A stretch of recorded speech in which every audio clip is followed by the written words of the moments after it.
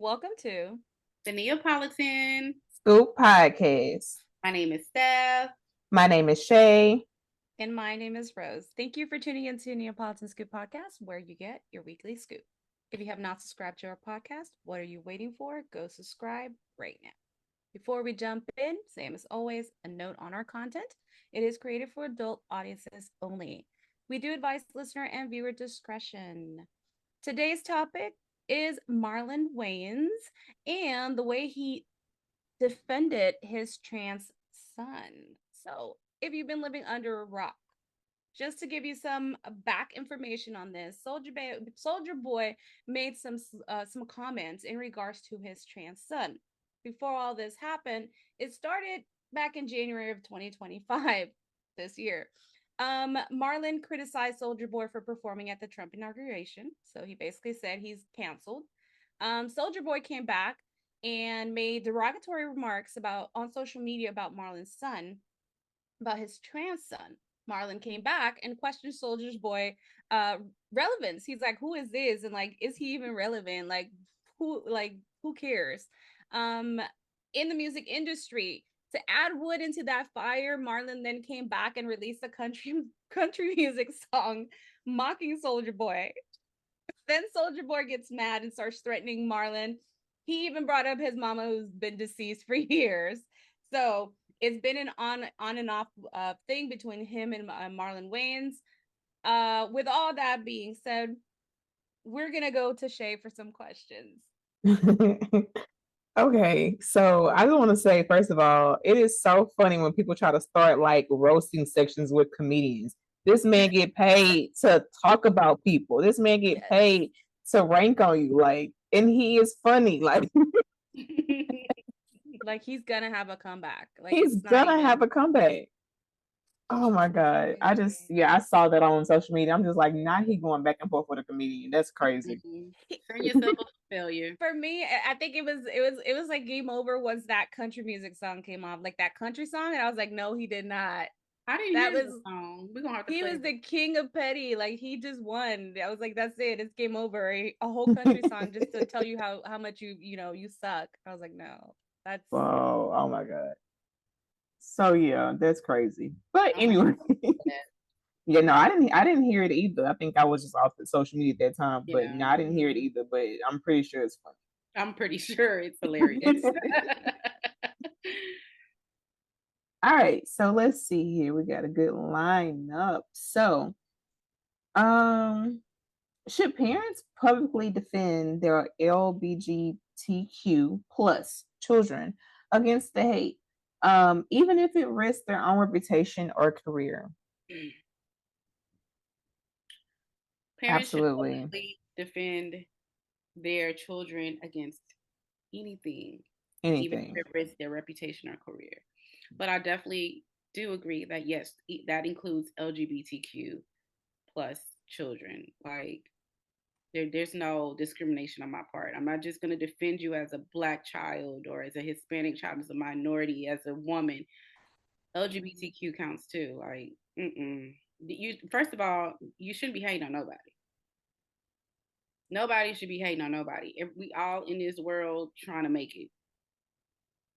So, and second of all, you damn sure shouldn't be talking about no child. Like, I don't understand this world where adults are like have so much input on children, and they're so openly rude and mean about it.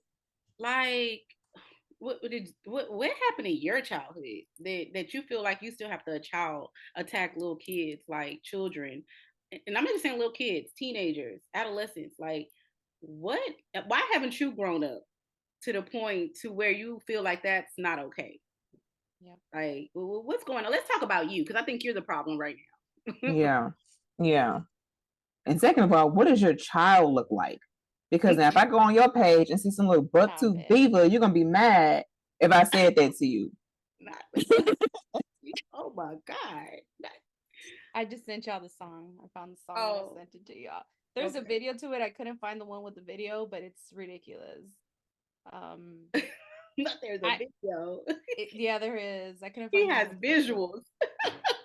He didn't play, like he went all the way. Oh wow. This looked like Soulja Boy. But I think I agree with you, Steph. Regardless of who this child is, of what gender this child is, I think it's as adults. Come on, man. Like, for you to go after a dead person, first of all, because he also went after his mama and the child that probably doesn't even know who you are. Like, why would you do that? Because you're definitely not a part of his time. Like, you're old, sir. You're old in comparison to this child. He don't know you. You're considered school. You're the school category. Like, sir, stay in your lane.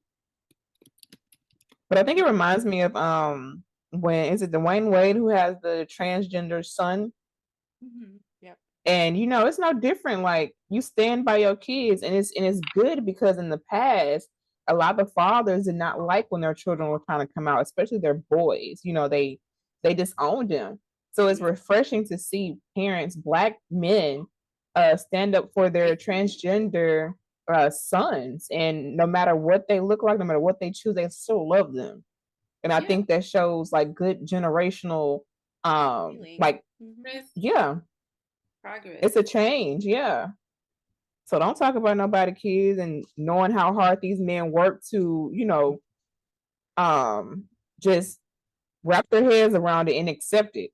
Because it takes a lot. I'm sure it takes a lot as a parent to accept certain things that come with raising your children. And we know in history, and I think that I don't know if we were to like do the statistics on children that committed suicide back then and children that commit suicide today, if the statistics will be different, I'm not sure. I'm sure. But I feel like I'm going to say our generation, because the millennials are the ones that's raising kids right now.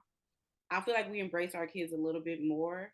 We accept them for who they are a little bit more. I mean, yeah, we still get on their ass, but it's like at the end of the day, who are we to judge and tell you what to do when we made the choices that we made when we were younger? Like we none of us are perfect, Right. And at the end of the day, we only have to answer to God. So who are we to judge anybody's child, anybody's lifestyle? Like, do what you do. I don't vouch for you. I don't pay your bills. Like, so it's like, and Soulja Boy, come on now. He wanted to be relevant. That's really what it was. Right. So you went after somebody who probably had a recent Netflix show that was probably trending at the time. And when we're living in a society where that is highly accepted, what made you come after this person? Like, we didn't had what's the Jenner, what's his name? The Caitlyn. Caitlyn. We didn't have Caitlyn come out. Like, what made you attack this child? Yeah. I think it's an internal issue. I think it's something personal, because I'm like, what made you attack this child? Like, because I can guarantee if Gucci Mane's son, now granted his son is only like 2, 3, but if his son just so happens, which I highly doubt it because his dad is too thuggish, but if he so happens to grow up and be transgender, again, I don't know. But if he so happens to do that, and if Soulja Boy, I think he knows who to try that shit with. Because he wouldn't try that stuff with somebody who could probably shoot him and get away with it. Yep. Started with the wrong one, because he came back with the click clack. Yep. A whole country song. That was trending for a while too. Yeah, like they said, why would you go against a comedian? Like, bro, you just setting yourself up to get roasted. Like, just go ahead and put yourself in the pot, to get roasted. Like, come on now. Seriously. And then he's 34 years old. You're 34 years old, sir. You're too old, first of all, to be playing games. He's Soulja Man now, not Soulja Boy. Not. Maybe that's his problem. He's having an identity crisis. Maybe. Probably, because it's not relevant no more. I mean, I don't know who you're relevant to, but he ain't relevant to me. I'm over that phase of Soulja Boy and cranking and stuff, Can't jump that high no more. Our knees be hurt. We crank too hard. too hard back in the day. We was in there like jumping high. Now we paying for it. Shit, knees ain't the same, back ain't the same, elbow ain't the same, nothing's the same. Soulja Boy for that, sir. It's your fault. So, is it a parent's duty to educate others, or should that responsibility fall on elsewhere? I'm gonna say both. I'm gonna say the parents' job to educate their child. It's every parent's job to educate their children, even if it doesn't apply. Like you have to teach your child to respect people, respect their opinions. You know, respect people for who they are. You can't just look at somebody. It kind of brings you back to slavery. You know, like it's like, you know, once upon a time, little white kids were supposed to look down on little black kids. You know, and it's like that's not something that should be taught. You respect everyone, no matter what color they are, what they look like, you know, like where they come from, or what they decide to do with their life. Like you are not here to judge. You're not here to judge. Now I ain't gonna lie, I'm a big critiquer. I'm gonna critique, like, but I'm not gonna like. I don't know if critiquing comes with judging, but like, for example, if I think, let me not use this. I'm looking like, where's she going with this? What she about to pick on? Like, let me say, okay, I'm gonna use myself as an example. Like, for example, you know, like if y'all thought that my glasses just didn't look cute on me, you know, and you're like, oh, these glasses look horrible on Steph. Why she got these fucking glasses on? You know, to me, that's me. Like, if I see something on you that I'm like, nah, this ain't it. Like, you gotta take that off. That's the type of person. I'm not judging you. I'm just trying to tell you, sis, like, I think this is your color, not this color. Yeah. You know, but as far as like judging you for what you choose to do in your life, nah, I don't think that's anybody's responsibility. Like, I think people are responsible to teach ignorant people. Because there are some people, you know, while you were talking about that, I kept thinking of something that I saw online, and it said, people aren't born racist. They are taught and learn how to be racist. Facts. Kids are not born knowing skin color. Kids are not born hating other people. This happens because they learn through seeing their parents. It happens because they learn through things that may happen. So I think it's the same thing, like going back to this this transgender child, because even within the LGBTQIA family, I could tell you I don't fully understand how transgender men and women work, or how that comes to be, or what, you know, behind that. I don't understand the whole I could say science, but it's going to sound weird, but I don't understand a lot about them. And I wouldn't mind if somebody that's transgender comes up to me and is educating me on it. You know, if I say something that they don't like, I definitely know that sometimes they want to be called she, and I'll be like him, and I'll be like, oh, sorry, it's a she. So something like that, like if I'm being ignorant about something that I don't intend to be ignorant, I don't mind somebody educating me. And as a parent, I think if I saw somebody was legitimately maybe saying something to my child that didn't fit into what my child wants to be called, it'd be more of a small little just educational, you know, hey, you know, just by the way, my child is transgender. My child wants to be referred as a he, not as a she, or vice versa. But is it our jobs to fully explain the why of our child? No. As a parent, it's like, it's none of your business what my child wants to do. I can tell you how to address my child, and I could teach you how to talk to my child, but I'm not going to teach you why my child is who they are. I'm not going to teach you. So I guess similar to like if somebody comes up to you and like says something to you personally about like whatever's going on in your life, I think at that point, yeah, you should say, okay, well, this is why, you know, just to educate them. But I don't think it's our duty to educate others. Like we're not teachers. You know, you teach, like you said, you teach your kids within your house about certain things. But it's not my job to go walk up to somebody and say, hey, this, and this, and this, you know.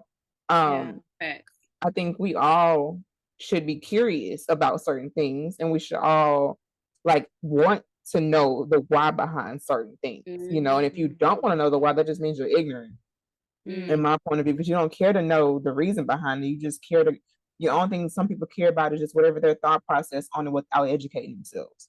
So I think it's each of our own responsibilities to educate ourselves, but also with the education we have, educate our children.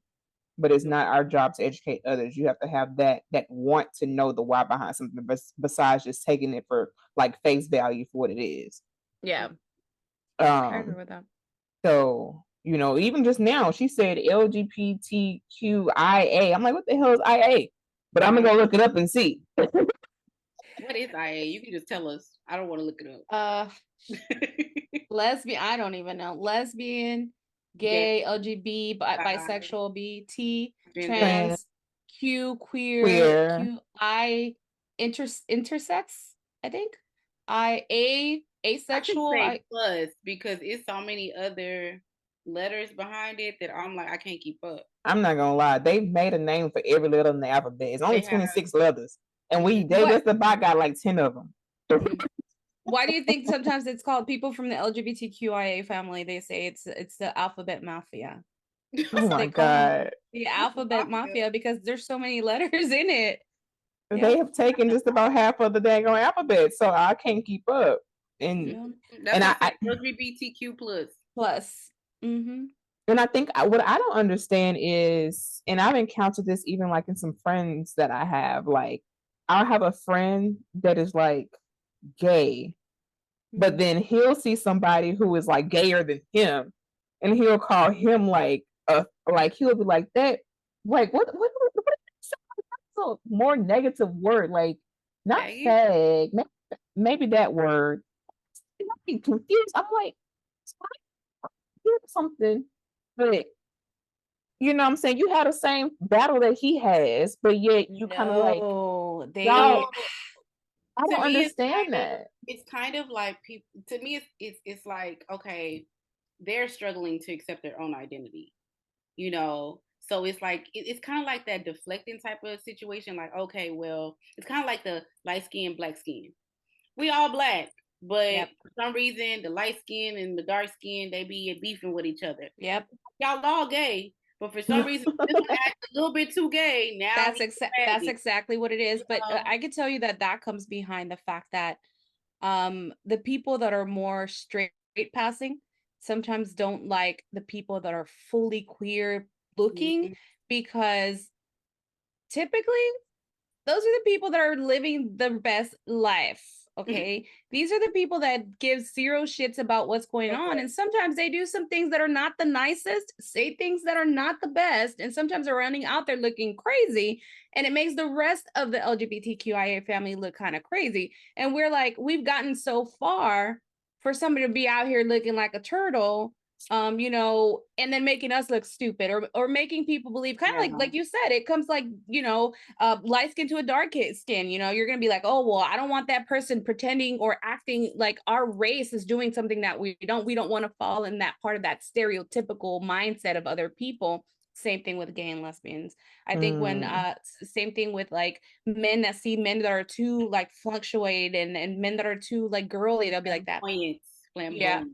The prancy ones, yes. It just makes them feel like this is why people think that gay men are a certain way, and this is why it's so people stereotype and think that all gay men look the same. And it's like, for me, it's like when I tell people I'm married to a woman, the first thing they do, they're like, "You are, but you look like a woman." I am a woman. Like, the fuck? Take away from my identity. Like, should I look like a man to be with a girl? The fuck? Right. It's like, oh, but you're very girly. So. Like, what? And yeah, that is so crazy. I don't even remember how I found out that you. I can definitely say when I found out, it took me for a loop, because I didn't expect it. And when she said it, I was just like, okay. And then ever since then, I kind of just accepted it. Like, it's like, it is what it is. For some reason, I don't feel like I was shocked. I think like I picked up on some of your lingo. And like how you were talking, and I was like, "Oh, I think Rose is gay," but I don't think I was shocked about it, because I'm used, like, I've seen very beautiful women like that look very girly, that I'm like, most people would be like, "Oh, she can't be gay," because they're so girly, wear makeup every day, you know, and I'm like, so that wasn't very odd to me. But I honestly can't remember when I But I think that's because you've been familiarized and you know people and you've been around gay people, so you're like, but like people that don't know that we come in all shapes and sizes will be like thrown off. Like they'll be like, but what? But you like men, but you, and I'm like, that's ignorance. That's ignorance. Yeah, definitely. And you know what this has shown me, because I have 2 sets of friends who are both married to women, and I wouldn't have fathomed that they both were, because just, you know, they have their jobs and they're on the outside. They can be either girly or just tomboys. Like they can just do whatever. I mean, we all do. Sometimes I'll be in sweats and a sweatshirt with looking like I don't even, like nobody cares about me. But I think completely harmless. Like you could think I'm gay too. Like the fuck, but. What I've realized is that, you know, that whole stigma that men have about like, oh, I can't have gay homeboys because they might like me. What I realized is my gay homegirls don't like me. And I'm happy to say that I have gay homegirls and I don't have to feel like, well, does she want me? Like, I've never thought that about you. I never thought that about the other girl. Like, I mean, we're just friends. Like, it was just like a whole girl clique. Like, it's nothing like to feel like somebody, I want you, sir. Everybody ain't nobody wants you. And don't want you. The person who you think wants you probably don't want you. So like, we got to get the ego out that because somebody is gay, that I can't hang with them because they probably won't me. I think that's nothing but ego. You know, it's like, and I guess it also kind of goes back to like society and what society was willing to accept and not accept. So it's like, oh, I can't be seen with these type of people or these type of people. Yeah. Because it's crazy because it even happens within the own kind of circle, because you'll see, I have friends that are gay and they don't like seeing the flamboyant guys. They'll be like, that fucker right there. And it's like, but why? Because they don't have to be that way. They don't have to be that way. That's who they are. What? Yeah, and that's what I say. And they're like, oh, that's just disgusting. But you do the same thing that he does. Like, you just have different in society. Not her using the finger. Oh my god, the diddler. You know, I'm like, that doesn't make sense to me. Like, to me, it's like, just embrace that they're a flamboyant person, let them live in their true selves and move on with your life. Like, if you want to be a straight passing gay man, that's up to you. That's how you choose your life. If he wants to be like, I'm loud and queer and proud and I want people to know I'm great, then that's him. Great. Like, it's just, but you know, his thing has always been like, but those people make it harder for other people. That's just his thing. He's like, it's harder because of people like him. It's like, no, we're in 2025. I mean, change has come about because people decide to do them and be them. So we probably wouldn't be where we're at today if somebody didn't have the courage to come out and be like that. So it's like, embrace it. Listen, I learned a long time. Look, I'm not perfect. Nowhere near perfect. There's plenty of sins that I've committed. I was born in sin, you know, according to how I was raised. So but it's like none of us are perfect. So what makes one sin greater than the other? It's sin is sin. Period. That part. Period. Period. How does the public hold celebrities accountable for offensive remarks?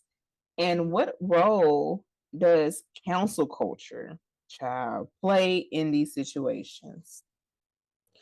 Baby, the cancel culture, they canceled the baby and he's still trying to get his time back. Is he really? You know, and is just trying to make a comeback. Carrie Hilson. Why did she get canceled? For talking about Beyonce.